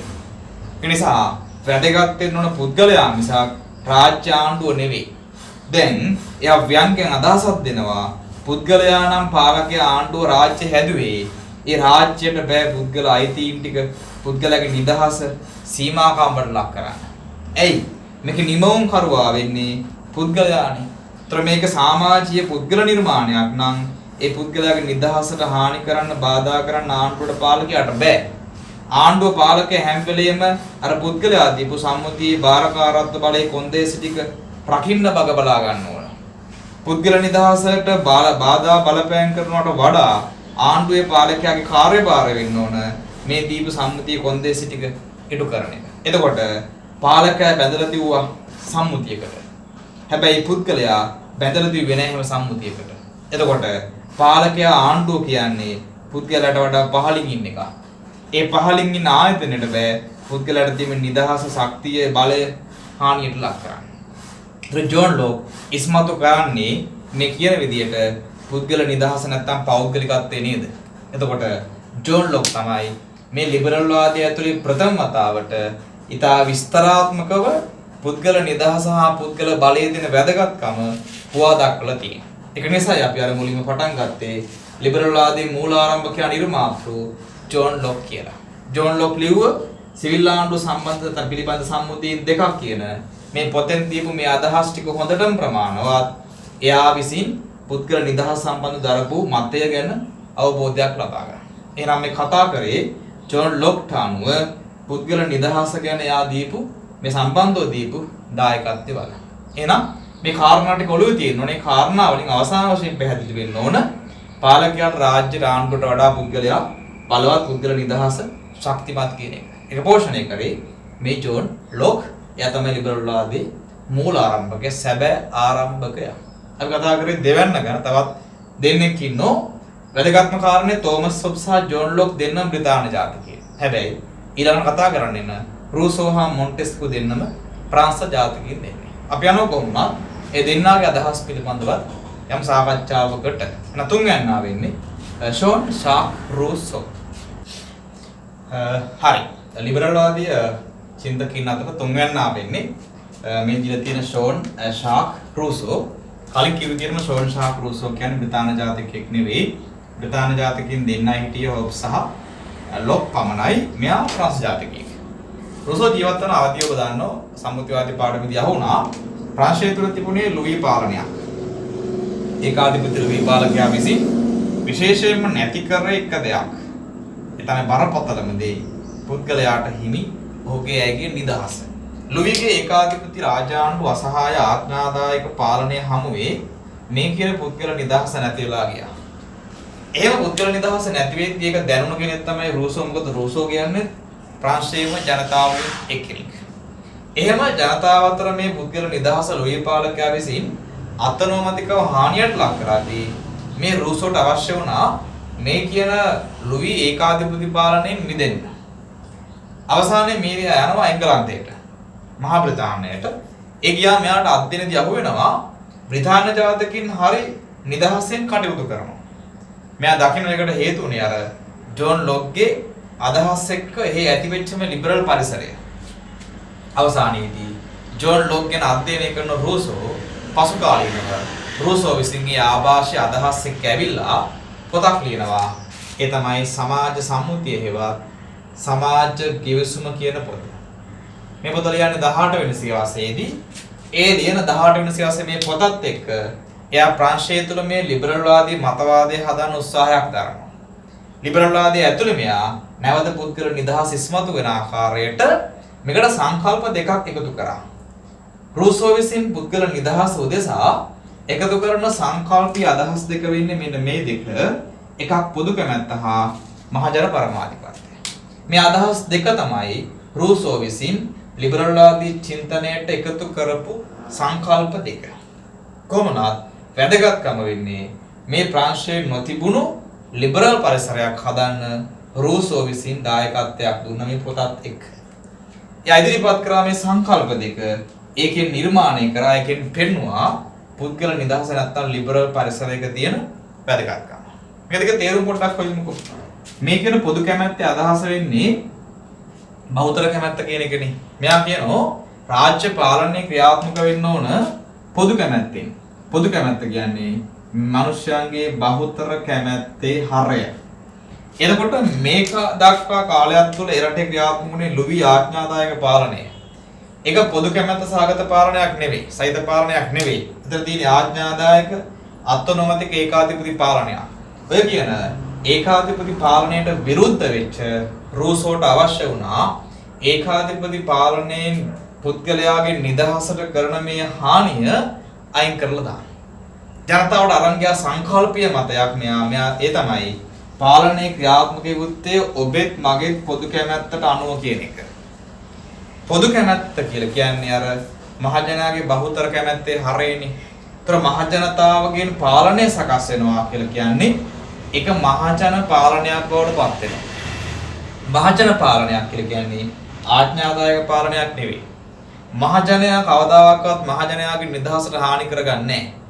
ඒක කරන්නේ ඒකාධිපති පාලකයෙක්. එතකොට පොදු කැමැත්තෙන් ක්‍රියාත්මක වන පාලනයක් ඇතුලේ මහජනතාවගේ කැමැත්ත තියෙනවා. මහජනතාවගේ කැමැත්ත ප්‍රකාශනය වෙනවා. ඒ මහජන කැමැත්ත ඇතුලේ නැවතර කියන ලිබරල් අදහස දකින්න හම්බ වෙනවා. එතකොට මේ පොදු කැමැත්ත හා ෂෝන් ෂාක් රූසෝ පෙන්වා දෙනවා මහජනතාව තමයි ආණ්ඩුව නැත්තම් මේ කියන පාලනයේ මෙහෙවිය යුත්තේ. ඒ වුන්ගේ පොදු කැමැත්ත හරහා. පොදු කැමැත්ත හරහා පාලනය කරනකොට එතන පුද්ගල නිදහස සුරක්ෂිත වෙනවා. දෙවැනි කාරණෙන් තියෙන්නේ මහජන පරමාධිපත්‍යය. මහජන සාධිපති බලය ගැන කතා කරනවා. මහජනයාට තමයි පරමාධිපති බලය හිමි වෙන්නේ. හැබැයි ලුයි කරේ ඒ පරමාධිපති බලය මහජනතාවට තිබිච්ච බලය අත්නොමතිකව තමන් විසින් තනි භුක්තියක් විදිහට ක්‍රියාත්මක කරපු එක.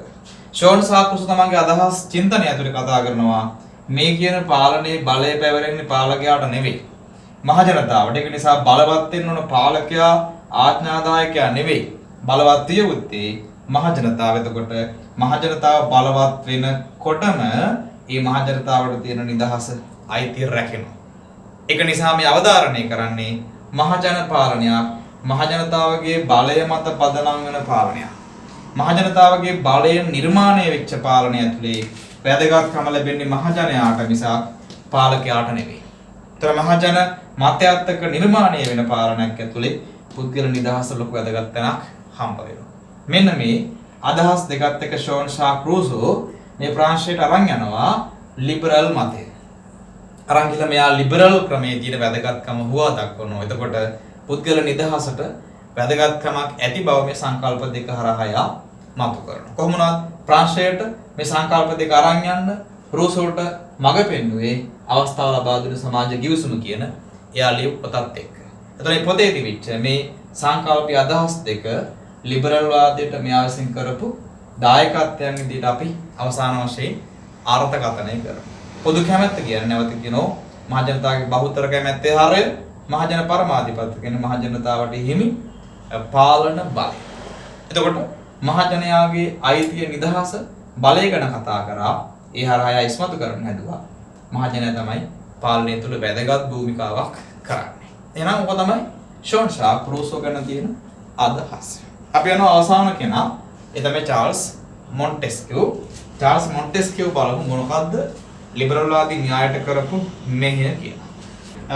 ලිබරල් වාදී චින්තකයින් අතර චාල්ස් මොන්ටෙස්කියු සලකනවා මේකේ අවසාන සිව්වෙනි කෙනා විදියට අපේ සිලබස් එකේ දීලා තියෙන විදියට 18 වන සිලබස් එකේ පිළිවෙච්ච මේ ලිබරල් වාදී මතවාදය පෝෂණය කරපු තවත් ප්‍රංශ ජාතිකයෙකු බවට පත් වෙනවා චාල්ස් මොන්ටෙස්කියු. මෙයා ජීවත් වන අවධියේ ප්‍රංශයේ තිබුණේ ලුයි පාලනයක්.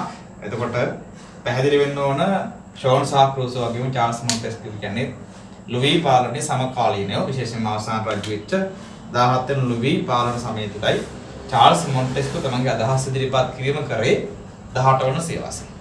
චාල්ස් මොන්ටෙස්කියු විසිනුත් අර කියන රූසෝ පාලන කාලයේ භුක්ති විඳපු පුද්ගල නිදහසේ විශේෂයෙන්ම ලුයි පාලනයේ ඒකාධිපතිත්වයේ භුක්ති විඳපු කෙනෙක්.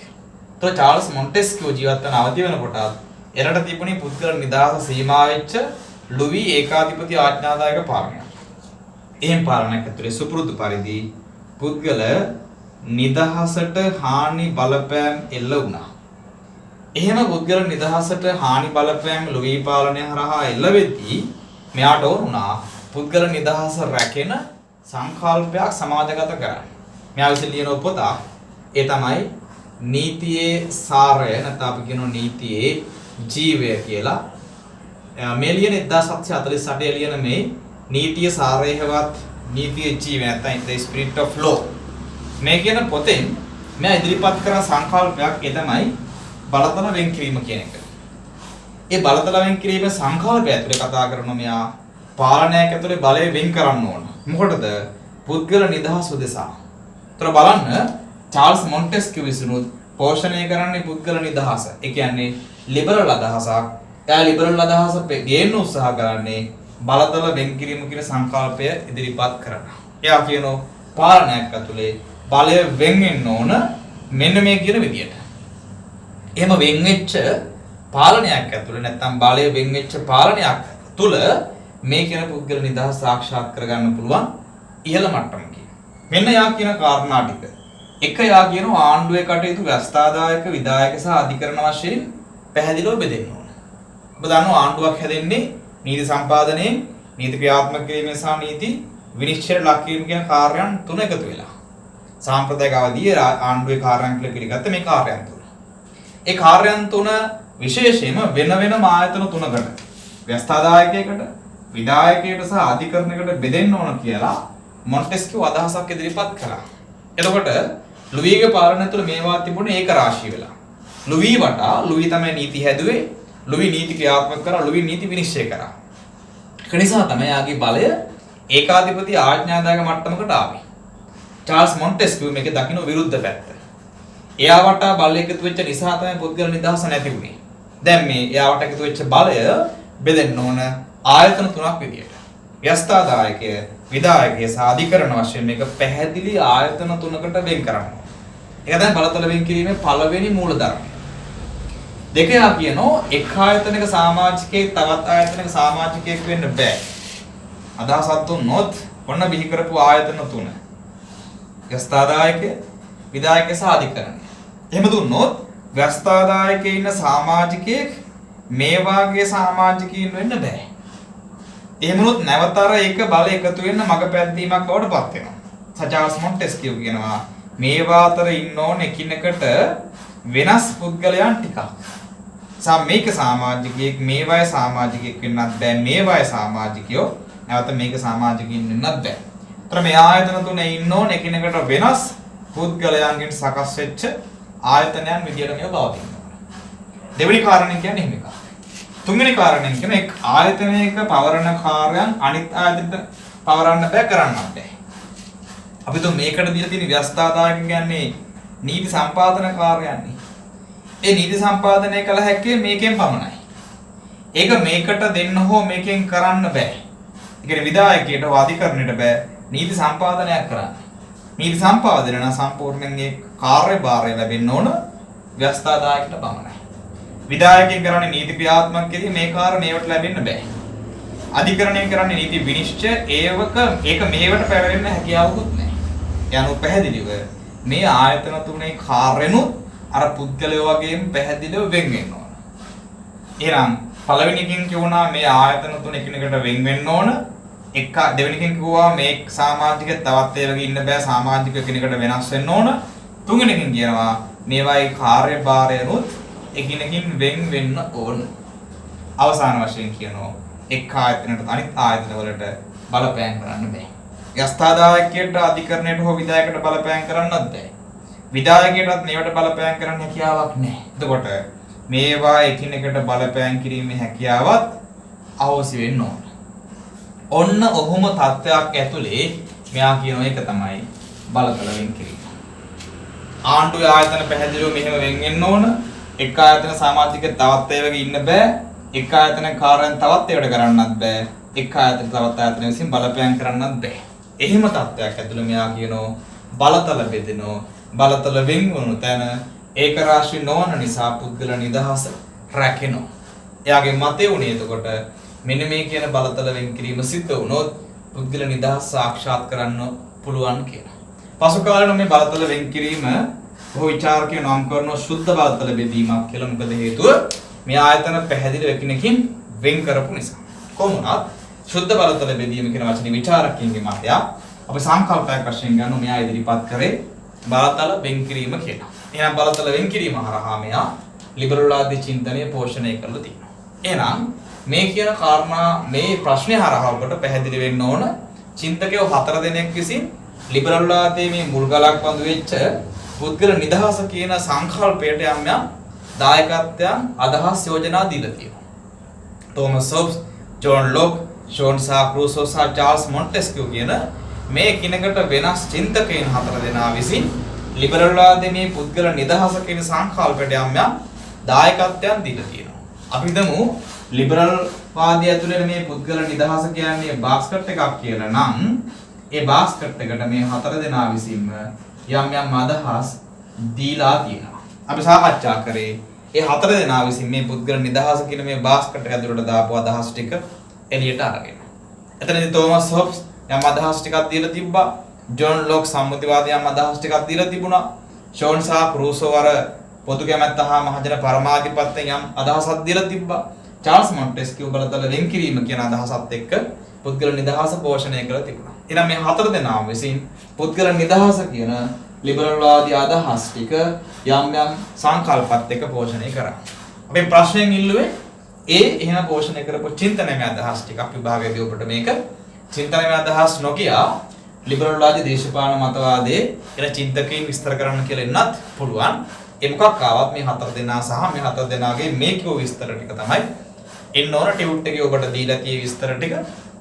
ඒකත් එක හොඳට කල්පනා කරලා බලලා හොඳට පාඩම් කරගන්න. මේ කරුණු ටික ටිකක් වැඩි තමයි. හැබැයි කරුණු ඔක්කොම ටික පාඩම් තියෙන්න ඕන. විභාග විශේෂයෙන්ම අපේ රචනා පේපරේ මේක ඇතෑරියා.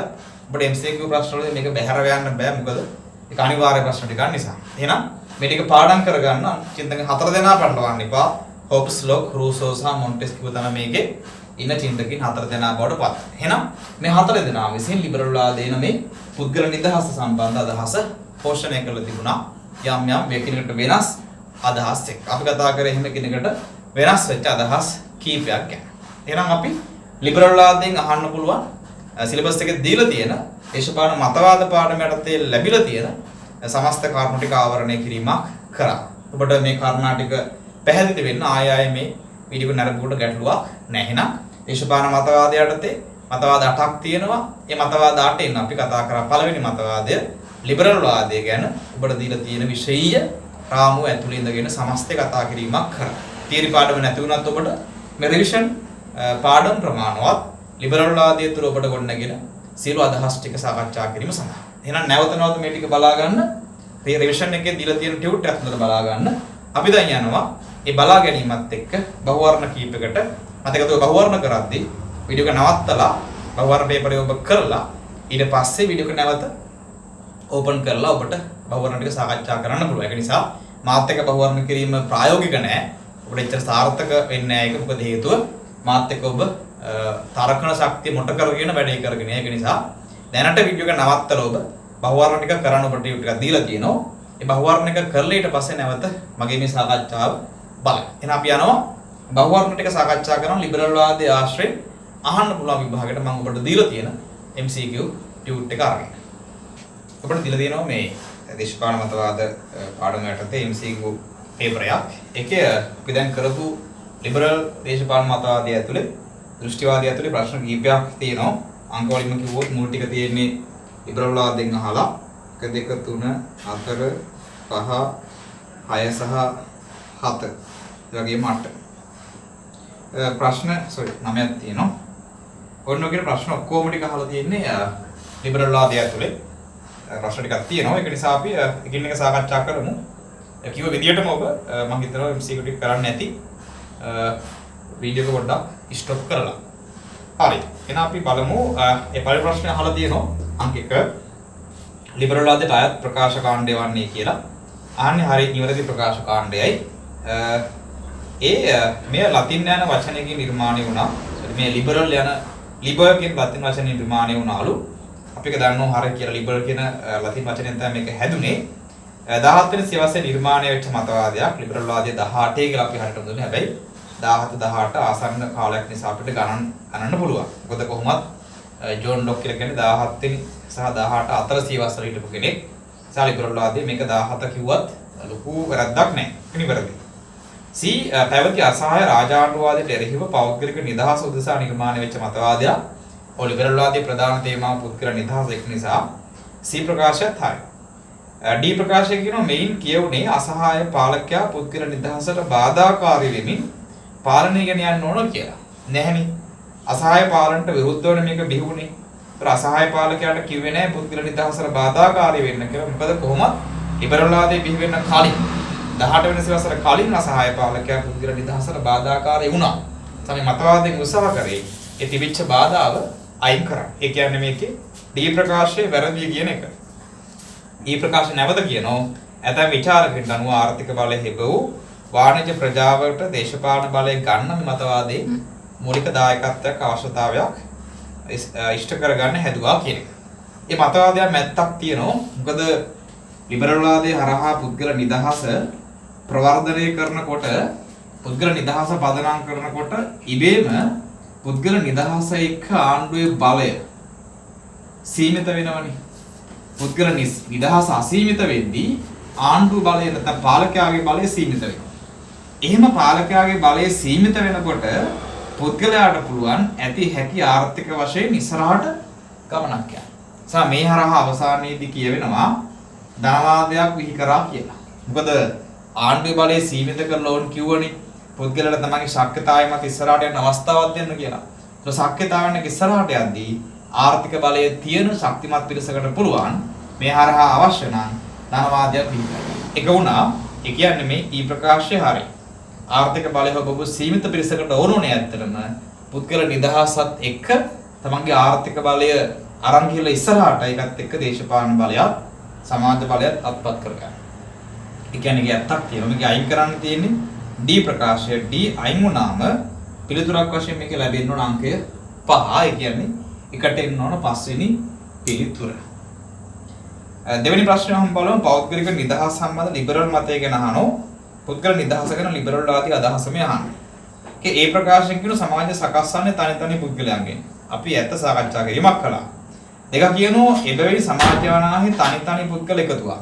සමාජය හැදෙන්නේ තනි තනි පුද්ගලයන්ගෙන්. සමාජය වෙන් කරන්න අපිට තනි තනි පුද්ගලයන් විදියට. B හරි. C එම තනි පුද්ගලයා නිදහස් ස්වායක්ත තාර්කික මිනිසෙක්. මේ කියන තනි පුද්ගලයා නිදහස් තාර්කික ශක්තියක් තියෙන ස්වාධීන කෙනෙක්. ඒක ඇත්ත. D මනුෂ්‍යයාට තමන්ගේ ශක්තියදා නැත්තම් හැකියාවන් උපරිම කරගන්න පුළුවන් වෙන්නේ නිදහස ඇති කරන පරිසරයක් ඇතුලේ. ආණ්ඩුව කරන්න ඕනේ පරිසරය හදන එකනේ. ඊ ප්‍රකාශයෙන් කියනවා ආණ්ඩුව වගකීම වන්නේ පෞද්ගලික නිදහස සහතික කරන චර්යාවකින් ආණ්ඩු කිරීමයි. එතකොට මේක අපෙන් අහන්නේ වැරදි ප්‍රකාශය අයින් කරන්න වෙනවා. නිවැරදි ප්‍රකාශ 4ක් තියෙනවා. ඒකේ අපිට මිස් වුණා එකක්. ඒ තමයි B. එබැවින් සමාජය වනාහේ තනි තනි පුද්ගල එකතුවක් වේ කියලා නෙවෙයි තියෙන්නේ මෙතන නොවේ කියලා.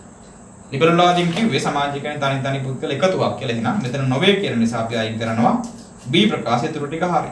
B අයින් කරාම ඊටු ප්‍රකාශ ටිකේ අංකය වෙන්නේ තුන්වෙනි එක. ඒ කියන්නේ දෙකට එන්න ඕන තුන්වෙනි පිළිතුර.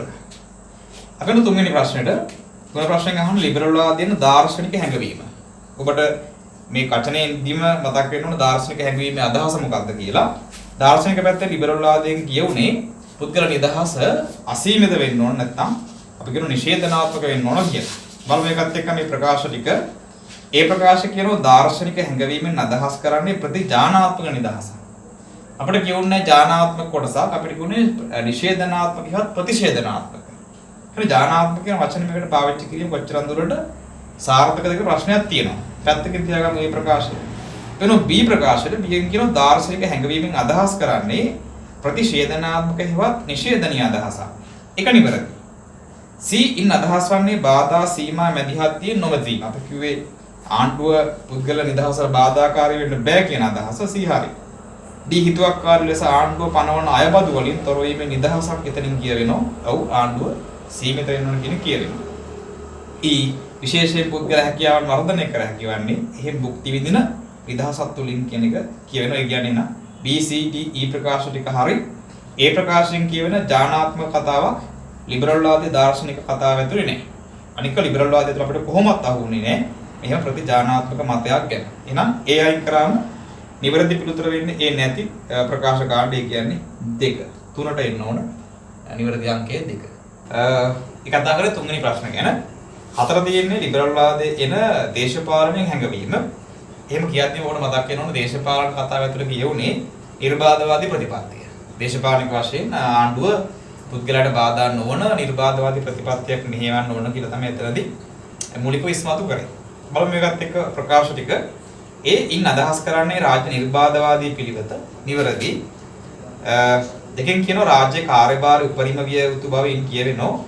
රාජ්‍ය කාර්යභාරය උපරිම වුණොත් පුද්ගල නිදහසට හානි කරයි. එහෙනම් නිර්බාධවාදී කියන්නේ රාජ්‍ය කාර්යභාරය උපරිම වීම නෙවෙයි අවම වීම. එහෙනම් මේකේ B ප්‍රකාශයේ වැරද්දක් තියෙනවා. C ප්‍රකාශයෙන් කියනවා ආර්ථික සමාජ දේශපාලනික ශේෂ්ඨවලට ආණ්ඩුවේ මැදිහත් වීම අවම වෙන්න ඕනේ කියලා මේකෙන් කියවෙනවා. ඇත්ත. නිදහස් D ප්‍රකාශයෙන් කියනවා නිදහස්ව ක්‍රියා කරන වෙළඳපොළක් මත ගොඩනැගුණු නිදහස් ආර්ථික සම්බන්ධ අදහසක් ඒකේ හරය වේ කියලා. ඇත්ත ඒක හරි. ඊ නිදහස් ආර්ථික හා නිදහස් වෙළඳපොළ රාජ්‍ය නිර්බාධයත් එක්ක බැඳුණු ප්‍රධාන සංකල්ප දෙකක් කියලා කියනවා. නිදහස් ආර්ථිකය හා නිදහස් වෙළඳපොළ කියන්නේ නිර්බාධවාදයේ කොටසක්. මොකද නිර්බාධවාදයෙන් කියන්නේ ආණ්ඩුව ආර්ථිකය පාලනය කරන්නේ ආණ්ඩුව කරන්නේ එක කාර්යයක් විතරක් කරන්නේ නීතිය හා සාමය ආරක්ෂා කිරීම විතරයි. ආණ්ඩුව නීතිය හා සාමය ආරක්ෂා කිරීම විතරයි කරන්නේ. කියන්නේ ආර්ථික කාර්යයක් නෙවෙයි ආරක්ෂක කාර්යයක්. ආරක්ෂක කාර්යයක් විතරක් රාජ්‍ය කරනවා කියන්නේ ආර්ථික පැත්තෙන් නිදහස් වෙනවා. ආණ්ඩුව ආර්ථිකයට මැදිහත් වෙන්නේ නැහැ. ඒ සඳහා වෙළඳපොළක් නැත්නම් පෞද්ගලික ආශයක් තමයි මැදිහත් වීම වෙන්නේ. එහෙනම් ඒ ප්‍රකාශයත් හරි අයින් කරන්න අපි මේකෙදි B නැති ප්‍රකාශය තමයි උත්තරේ වෙන්නේ. B නැත්තේ මේකේ 3. ඒ කියන්නේ එහෙනම් 4 උත්තරේ ඉන්න ඕන 3 විදියට. 5 ලිබරල් වාදී මතයේ පෝෂණය කරපු තෝමස් හොබ්ස් ගැන අපෙන් අහනවා මතක ඇති ඔබට. ඒ ලිබරල් වාදී චින්තකයෙක් නෙවෙයි ඇත්ත. එයා සම්මුතිවාදී. හැබැයි ලිබරල් වාදයට අවශ්‍ය කරන දායකත්වයන් කීපයක් කරා යා. ඒ හරි. B ලෙවියාතන් කියන කෘතිය තමයි යාගේ මේ පොත හරි. C රාජ්‍යයන් මනුෂ්‍යයන්ගේ සමාජ නිර්මාණයක් කියලා ඒ අදහස් වල ආරම්භකයා එහෙම එකක් තිබ්බා. D අත්නොමතික රාජාණ්ඩුකමට එරෙහිව අදහස් දක්වුවා. එහෙම එකක් කියුනේ නැහැ. E තෝමස් හොබ්ස් සම්මුතිවාදී චින්තකයෙක්. ඒක ඇත්ත. D ප්‍රකාශයේ හොඳට ඔබට අවබෝධ වෙනවා යන්න වෙනවා සම්මුතිවාදී පාඩමට. සම්මුතිවාදී පාඩමට ගියාම තෝමස් හොබ්ස් අරමුණක් තිබ්බා. සම්මුතිවාදයේ ගොඩනැගුවේ තෝමස් හොබ්ස් අසහාය රාජාණ්ඩු පාලකයෙක් බලයට ගේන්න. එතකොට තෝමස් හොබ්ස්ගේ අරමුණ උනේ මොකක්ද? අසහාය රාජාණ්ඩුවාදය පෝෂණය කරන්න. අසහාය රාජාණ්ඩුවාදය කියලා කියන්නේ අසහාය බලයක් තියෙන රජෙක්. ලිබරල් වාදයේ කතා කරනකොට අසහාය බලයක් තියෙන රජෙක් ගැන නෑ. ලිබරල් වාදයෙන් කතා කරන්නේ බලය සීමිත වෙච්ච රජෙක් ආණ්ඩුවක් ගැන. ඒතකොට මම අර කිව්වේ මුලින් ලිබරල් වාදයක් නෙමෙයි කියන්නේ මෙන්න මේක සාක්ෂියක්. කරුණා. මෙයා ලිබරල් වාදයක් නෙවෙයි යනුව ලිබරල් වාදයට අවශ්‍ය කරන යම් යම් සංකල්පීය අදහස් ටිකක් විතරක් දුන්නා. මෙයාගේ අදහස ලිබරල් වාදයේ හරයෙන් වෙනස්. මොකද ලිබරල් වාදයේ හරය පුද්ගල නිදහස වුණාට මෙයාගේ හරය පුද්ගල නිදහස නෙවෙයි අසහාය රාජාණ්ඩු වාදයේ ඒ පාලකයාගේ බලය.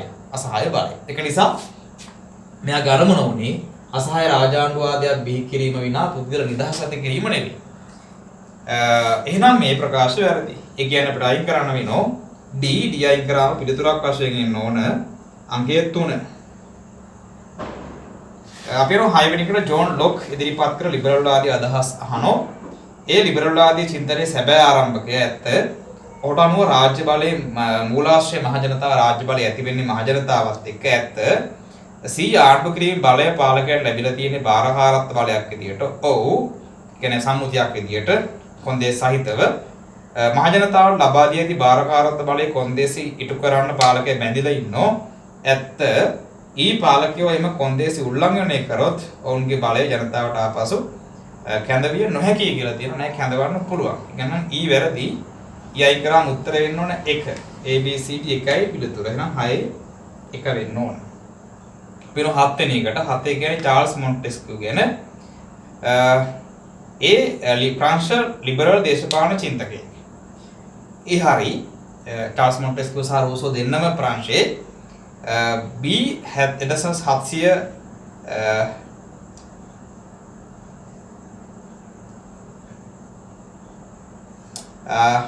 1748 පළ කළ නීතිය ජීවය කෘතියෙන් ලිබරල් වාදී සිද්ධාන්තය ඉදිරිපත් කරා.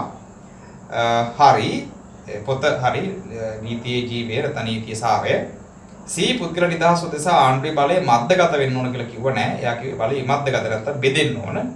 මද්දගත වීම ඉමද්දගත වීම බෙදීම දෙකක්. එතකොට C අයින් කරනවා අපි. බලතල බෙදීමේ පියා කියලා කියන්න පුළුවන්. එයා ඒකේ ප්‍රධානියා නිසාම C අයින් කරන්න වෙනවා අපිට. C අයින් කරාම පිළිතුර වශයෙන් එන්න ඕන 4 වෙනි එක. 4 අට බලමු චාල්ස් මොන්ටෙස්ක්යුගේ බලතල බෙදීමේ සිද්ධාන්තයේ මූල ධර්ම. මූලික ලක්ෂණ ටික මතක ඇති ඔබට පාඩම් කරලා 4ක් ගැන. ආණ්ඩුවේ වැස්සදායක විධායක සහ අධිකරණ වශයෙන් බලය බෙදෙන්න ඕන. හරි. එකිනෙකින් ස්වාධීන වෙන්න ඕන. ඒවා ඇත. C එක් ආයතනයක පුද්ගලයෙක් තවත් ආයතනයක සමාජිකයෙක් වෙන්න බෑ. D එක් ආයතනයක කාර්යයන් තවත් ආයතනයකට මැදිහත් වෙන්න බෑ. කරන්න බෑ. E මොන්ටෙස්ක්යු බලතල බෙදීම සුද්ධ බලතල බෙදීමක් නොවේ. සුද්ධ බලතල බෙදීමක් වේ කියලා අපි කතා කරේ. කියන්නේ E වැරදි උත්තරය 8 1 වෙන්න ඕන. එහෙනම් ඔන්න ඔය තව එකක් තියෙනවා 9 ෂෝන් සහ ක්‍රූසෝ. ඒ 18 වන සියවසේ ඉදිරිපත් වෙන මතවාදයක් නෙමෙයි. sorry ලිබරල් වාදියෙකු මෙන්ම සම්මුතිවාදියෙක් කියලා තියෙනවා. හරි. ඒ ඕකේ B මොන්ටෙස්ක්යු මෙන්ම රූසෝ උනන්දුනේ රාජ්‍ය බලය මැදිහත් වීම පුද්ගල නිදහස ආරක්ෂා කරගන්න ඇත්ත. රාජ්‍ය බලය රාජ්‍ය තුල සංවිධානය වී සිටින සෑම දෙනාගේම යහපත අරමුණු කරගන්න ඕන කියලා කිව්වා. හරි.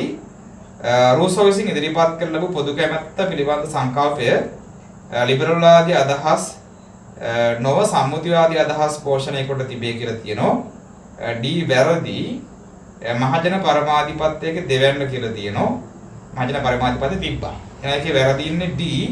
ගියයින් කරාම උත්තරේ වෙන්න ඕන 5. 9 පිළිතුර 5 වෙන්න ඕන. හරි. කොහොම එහෙනම් ලිබරල් වාදී ආශ්‍රයෙන් අහලා තියෙන බහුවර්ණ ටික සකස් වෙන්න ඕන. මතක ඇතුව වීඩියෝ එක නැවත බලන්න. ප්‍රශ්න ටික ඔබට නොතේරුණා නම් ගැටලුවක් ආවා නම් කොහෙද දැනගන්න.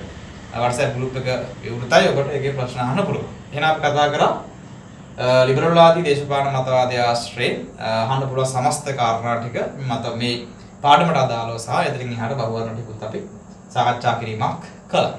හරිනේ. ඔන්න එහෙනම් අපි ලිබරල් වාදී චින්තනය අවසන් කරා. අපිට තා මතවාද දෙනවා 7ක් සාකච්ඡා කරා. මේක තමයි ටිකක් ලොකුම මතවාදී පාඩම උනේ. අපිට ආයි මේ තරම් විශාල පාඩමක් මතවාද පාඩම ඇතුළේ නැහැ. අපිට ඊතුරු මතවාද ටික ටක් ගාලා අවසන් කරගෙන යන්න පුළුවන්. එහෙනම් අපි අවසන් කරා වුණ ලිබරල් වාදී දේශපාලන මතවාදී කොටස හොඳට පාඩම් කරගන්න වැඩ කරගන්න.